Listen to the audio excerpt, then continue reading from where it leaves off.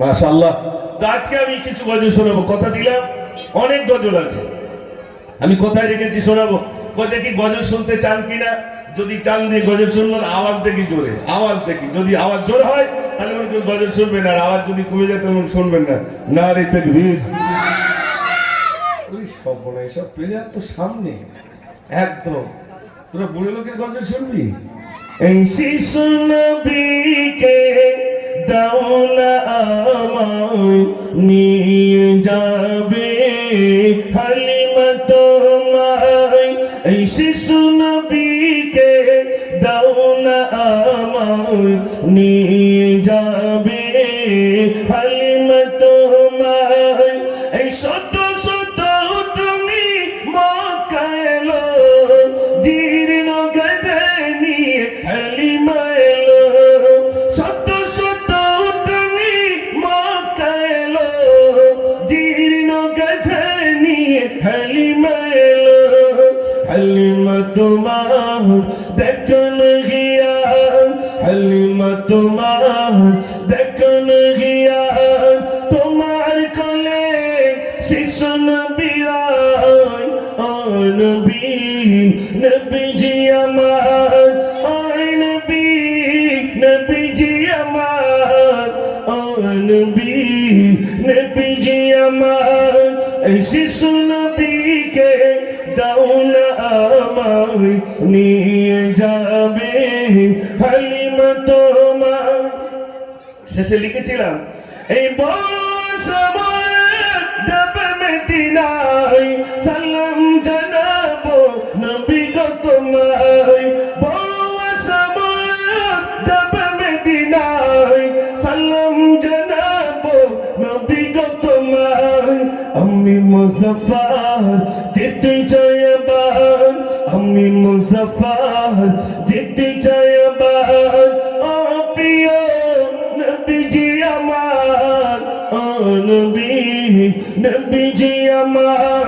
এই শিশু নবীকে দাও না আমায় নিয়ে যাবে হালিমা তোমায়। নারে তাকবীর। চাকে গলা ঠিক করলাম, এরপর আল্লাহ আকবার জোরে বলতে হবে। মাশাআল্লাহ। বলছিলাম ফেরাউনের কথা মনে আছে তো? ফেরাউন আসিয়াকে বলে, আসিয়া তুই আমাকে আল্লাহ বল। আসিয়া বলছে তুমি আমার কবে আল্লাহ বলে? তুমি তো স্বামী। তো হচ্ছে না, তুই আমাকে আল্লাহ বল। আসিয়া বলতে চাই না, ফেরাউন বলছে বলবি না? বলছে না।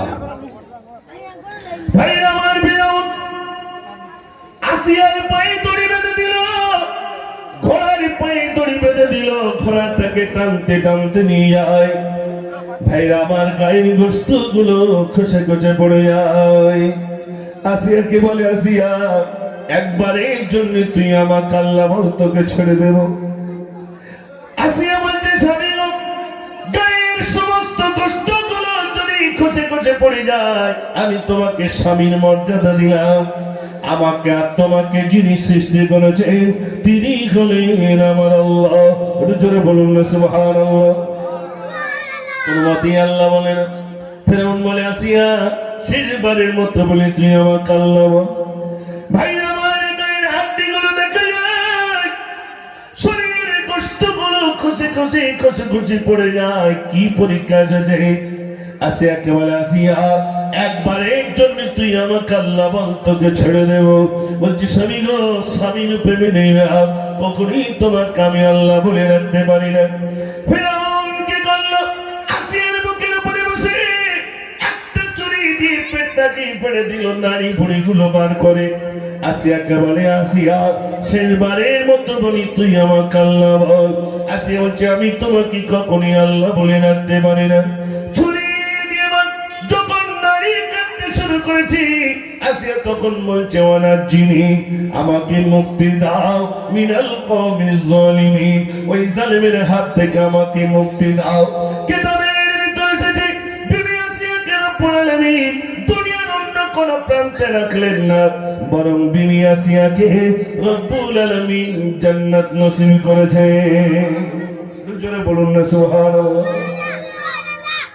শত কষ্ট হোক রবকে ভুলবেন না, যত কষ্ট হোক এই পরীক্ষা আমাদের উপরে আসেনি ভাই।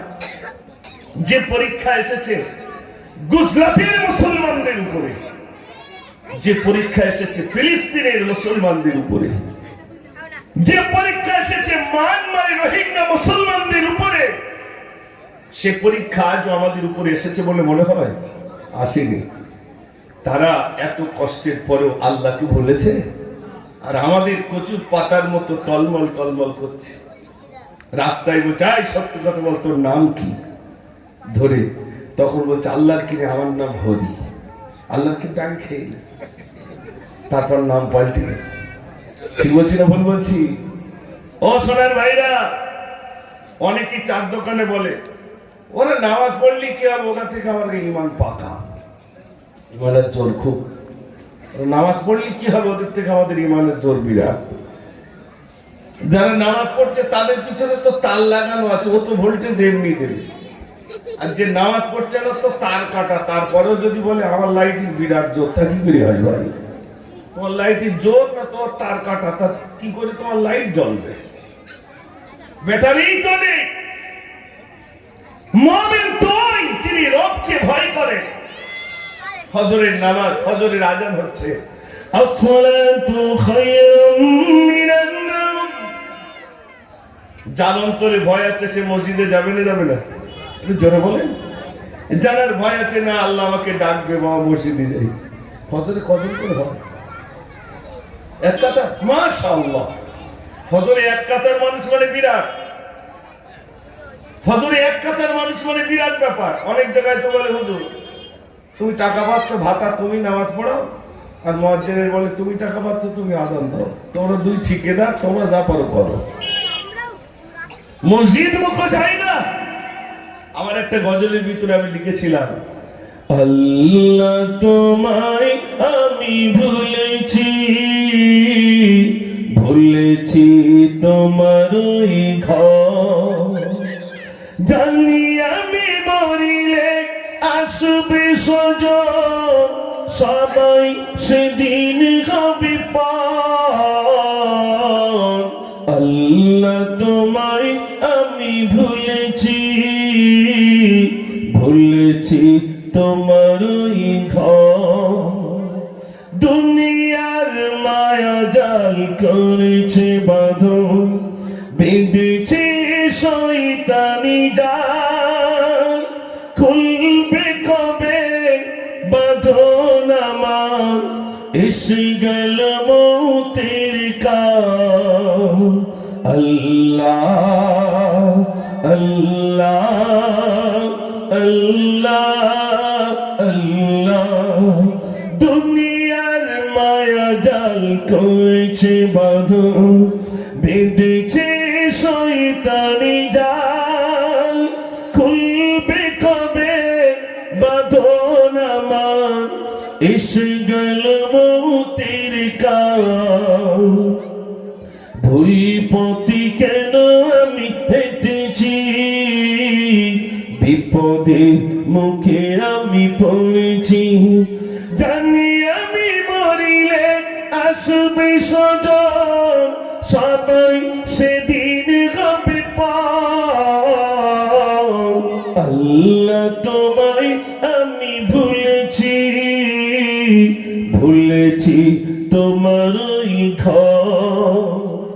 কি লিখেছিলাম শোনে, তওবা করিলে হবে কি ক্ষমা, গুনাহে ডুবেছে জীবন, তুমি যদি ক্ষমা নাহি করো, বেঁচে থাকা পিতা হবে আমার জীবন। আল্লাহ আল্লাহ আল্লাহ আল্লাহ, তওবা করিলে হবে কি ক্ষমা, গুনাহে ডুবেছে জীবন, তুমি যদি ক্ষমা নাহি করো, বেঁচে থাকা পিতা হবে আমার জীবন। ভুল পথে কেন আমি হেঁটেছি, বিপদের মুখে আমি পড়েছি, জানি আমি মরিলে আসবে সজন, সেদিন হবে পার। আল্লাহ তোমায় আমি ভুলেছি তোমার ওই ঘর। নাই থাকবে মসজিদের সঙ্গে সম্পর্ক রাখুন। যদি মসজিদের সঙ্গে সম্পর্ক রাখতে পারেন আল্লাহ রাব্বুল আলামিনের সঙ্গে সম্পর্ক বেড়ে যাবে। আর সোনার ভাইরা, এই জীবন নয়, আল্লাহ ডাক দেবেন, যেই ডাকবেন সেই চলে যেতে হবে। ছেলেবেলায় ঘুড়ি ওড়াতাম, অনেক উঁচু যখন ঘুড়ি উঠতো তখন মাথা নাড়া দেয়, আমি আর নিচে নামছি না। কিন্তু দড়ি যার হাতে থাকে বলে, ঘুড়ি তুই যতই মাথা নাড়া দিস টান দিলেই আসতে হবে না। ছেলের কাছে ওসিয়াত করে যাচ্ছে, বলছে খোকা আমি মরে যাওয়ার পরে আমার লাশটা পুড়িয়ে দিবি, অর্ধেকটা ছাই নদীর পানিতে গুলে দিবি, আর অর্ধেকটা ছাই পাহাড় চূড়ায় উড়িয়ে দিবি, আল্লাহ যেন আর এক জায়গায় না করতে পারে। আপনাদের কেরম মনে হয়, পারবে? হ্যাঁ, শুধু পারবে বলে মনে হয়? হ্যাঁ, কিরকম পারবে? সঙ্গে সঙ্গে কোথায় যাবে, পালাবার জায়গা আছে নাকি? ছেলের কাছে বলছে, খোকা বাড়ির ঘরের মধ্যে সব ছবি রেখে দিই। বলছে কেন আব্বা? বলে যে ঘরে ছবি থাকে ওই ঘরে ফারিস্তা আসে না, তাই চতুর্ধারে সব ছবি। হুজুর গিয়েছে কি এত ছবি কেন? বলে হুজুর এই ঘরে ছবি রেখেছে এই কারণে যেন ফারিস্তা না আসতে পারে, আজরাইল তো আসতে পারবে না, তো জানটা কবজ করবে কি করে? তা হুজুর বলছে, ও ফারিস্তা আসতে পারবে না এটা সঠিক, ওটা তো রহমতের ফারিস্তা আসবে না, কিন্তু আজরাইল কি রহমতের ফারিস্তা? এটা জোরে বলে, ও আসবে আর টেনে ছিঁড়ে দেবে, ও তো রহমতের ফারিস্তা না। যে ঘরে ছবি থাকে ও ঘরে রহমতের ফারিস্তা আসে না। আজরাইল তার রহমতের ফারিস্তা না, ও আসবে টান দিলেই চলে যেতে হবে, যেই ডাকবে। ফাইদা জাদালহুম লা ইস্তাখিরুনা সাআতান ওয়া লা ইস্তাকদিমুন, একটা সেকেন্ড আগে নয়, একটা সেকেন্ড পরে নয়, ঠিক নির্বাচিত সময় তার মৃত্যু হয়ে যাবে। হবে না ভাই? এতে ইমাম সাহেবই তেলান করেন, একদিন তোমারি নাম মসজিদে হবে না, একদিন তোমারি নাম মসজিদে হবে না। তৈরি থেকো, তৈরি রেখো কবরের মাল সামান, একদিন তোমারি নাম মসজিদে হবে না। শুধু একটু মসজিদে বলবে বিশেষ ঘোষণা, কান খাড়া, কান নাম বলে তো ঠিক নেই, ঠিক বলছি না ভুল বলছি? কখন ফজরের রক্তে, কখনো জোহরের রক্তে, কখনো আসরের রক্তে শুধু একটু বলবে বিশেষ ঘোষণা। মানুষ চাতক পাখির নয় কার নাম বললো, হঠাৎ দেখছে অমুক ইন্তেকাল হয়ে গেছে। আমি মুজাফফরেই আছি, আল্লাহ যদি এক্ষুনি ডাকেন তো চলে যেতে হবে। আপনার যদি বলেন আজরাইল একটু দাঁড়াচ্ছেন, দু চারটে গজল বলে তারপর নাই যাবেন, সময় দেবে বলে মনে হয়? বাচ্চাগুলো বুঝতে পেরেছে আজরাইল কি জিনিস, এরাও চেনে, নাম শুনেছে আজরাইল। শোনে, ইন্দোনেশিয়ার একজন কারি সাহেব, তিনি কেরাত পড়ছিলেন, এরকম সিংহাসনে বসা, কেরাত পড়তে পড়তে স্টেজে ইন্তেকাল হয়ে গেল। কি পড়ছিলেন জানেন?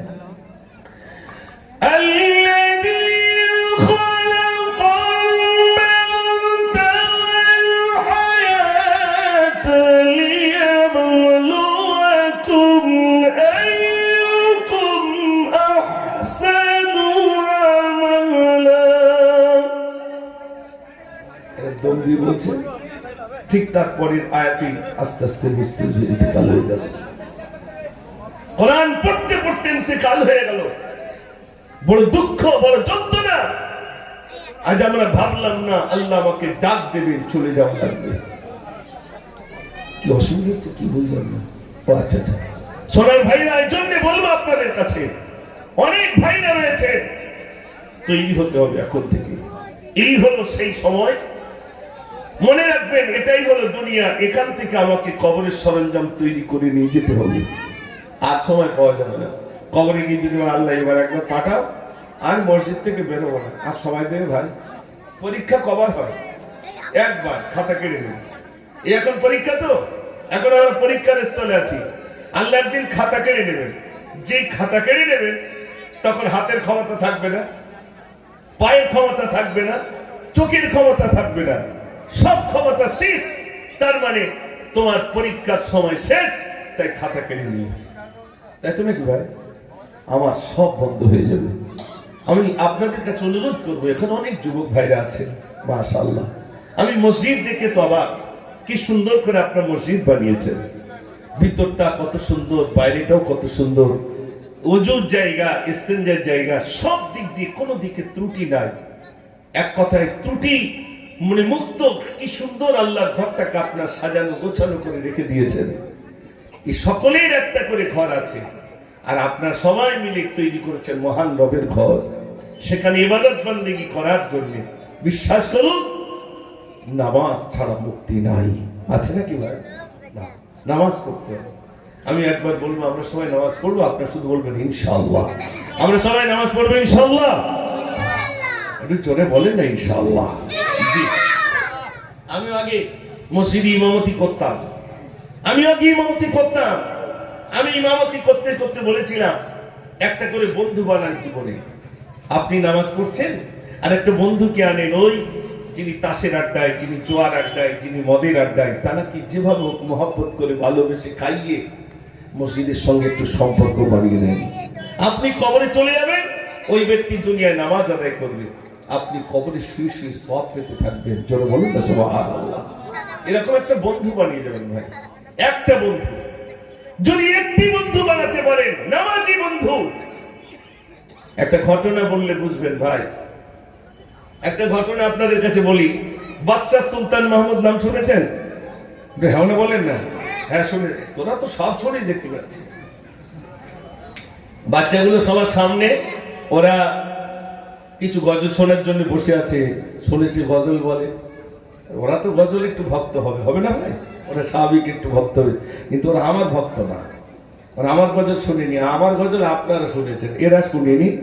তা আমার সেই, আমি তো সেই ফিতে ক্যাসেটের লোক, তাই তো নাকি?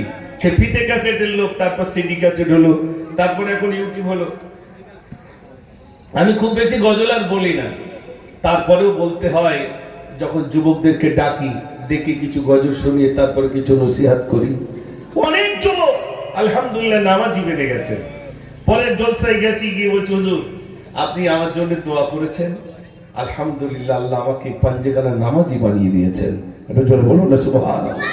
অনেক যুবক নামাজি হয়ে গেছে আলহামদুলিল্লাহ। গ্রামের যুবক পরিবর্তন হয়ে যাবে তো গোটা সমাজ পরিবর্তন হয়ে যাবে। আমার কথা নিতে হবে না যুবক ভাইরা। কোনদিন যদি কলকাতায় যান, টিপু সুলতান মসজিদের সামনে শুধু দাঁড়িয়ে থাকবেন, দেখবেন আপনাদের মতো প্যান্ট পরা, আপনাদের মতো গেঞ্জি পরা ছেলে, চুলটা ভিন্ন স্টাইলে, অথচ আজান হয়ে গেছে, মসজিদে নামাজ পড়তে এসেছে। সময় একটু পেল, নামাজের পরে আবার কোরআন শরীফ নিয়ে কোরআন পড়লো, টুপিটা রাখলো, আবার কাজে চলে গেল। এমন যুবক আছে না? নয় আছে। তাহলে ওই যুবকটা যদি প্যান্ট পরে গেঞ্জি পরে মসজিদে যেতে পারে, আমি কেন প্যান্ট গেঞ্জি পরে মসজিদে যেতে পারবো না ভাই? আমার ওটা পবিত্র থাকলেই হলো। মসজিদে যেতে গেলে একদম পা পর্যন্ত যাওয়ার দরকার, এত বড় পাকড়ির দরকার। আর আমার কিছু কিছু চাচা আছে, মসজিদে যদি কোনো যুবক যায়, মুখের দিকে তাকার বলে, খোকা কদিন? যুবক একটু সব একটু এসি মসজিদে যা, আমার মুখের দিক তাকায়, আমি হয় তার আসা যাবে না। ওখানে করণীয় কি?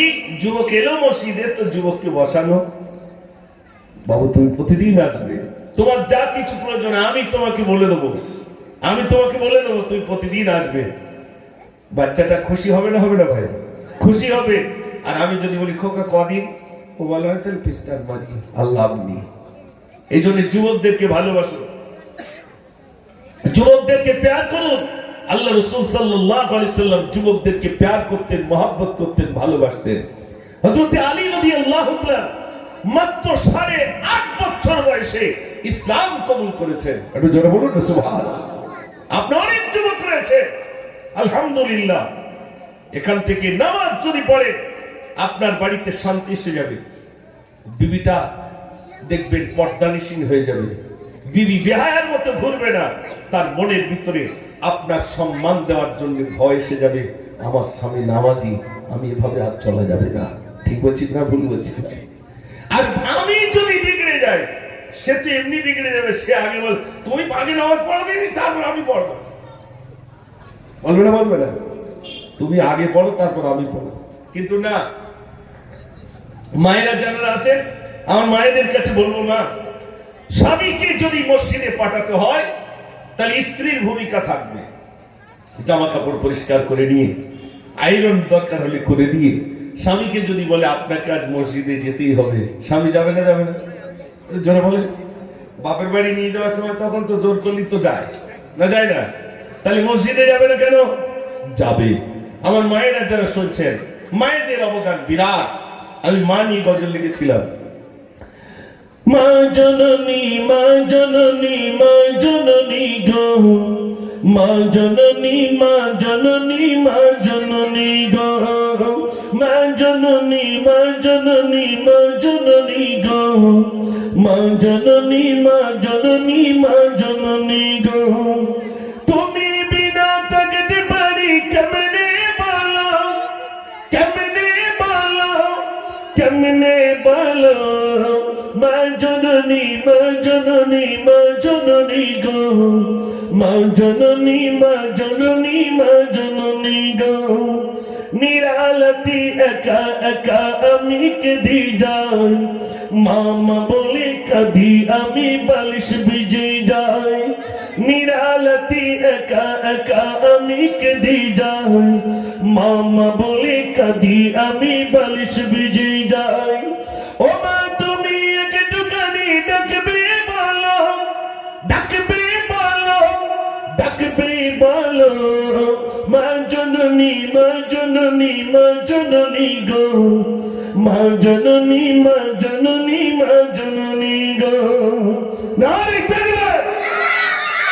আমার ভাইরা, আপনাদের কাছে বলছিলাম নামাজ পড়তে হবে, বিবিদেরকে নামাজ পড়াতে হবে, ছেলেটাকেও নামাজ পড়াতে হবে।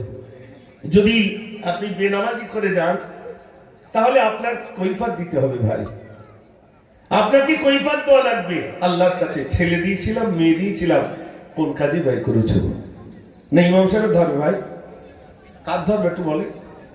ছেলেটার মেয়েটা যদি এত বড় মোবাইলে রাস্তায় মাথা মাথা করে, তো মসজিদের ইমাম সাহেব কি আল্লাহ ধরবে?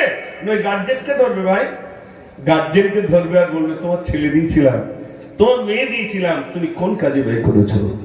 এই জন্য আমার গার্জেন যারা আছেন, অভিভাবক যারা আছেন, ছেলেদেরকে নিয়ে একদিন বসেন, নিজের বৌমাকে নিয়ে বসেন, ছেলেটাকে নিয়ে বসেন, মেয়েটাকে নিয়ে বসেন, আর বলেন আব্বা আমি চলে যাব, আমি একদিন কবরে যাব, আমি দেখতে চাই, আমি অন্তত দেখে মরতে চাই, তোমরা 5 ওয়াক্ত নামাজ পড়বে। ছেলেকে ডেকে দেন, আব্বু চলেন মসজিদে যাই, একসাথে নামাজ পড়ি। ছেলে যাবে না? যাবে না ভাই? আপনি শেখান বাচ্চাকে মসজিদের সঙ্গে সম্পর্ক বানানো। আর ছেলেও যাচ্ছে, বাপও আসছে, বাপ ছেলেকে চেনে না, ছেলে বাপকে চেনে না। বাপ যাই কোথায় যাচ্ছিস? ওই দিক যাচ্ছি, বলে না? বলে না? এটা হ্যাঁ বলেন। বাপ জিজ্ঞেস করছি কোন দিকে যাচ্ছি? ওই দিক যাচ্ছি। বাপ ছেলেকে বললো না যে আসসালামু আলাইকুম, ছেলেও বললো না আসসালামু আলাইকুম, ওয়ালাইকুম আসসালাম। এই কথাও বাপ ছেলের বিনিময় হলো না। এই জন্য আমি অনুরোধ করবো ভাই, ইসলামিক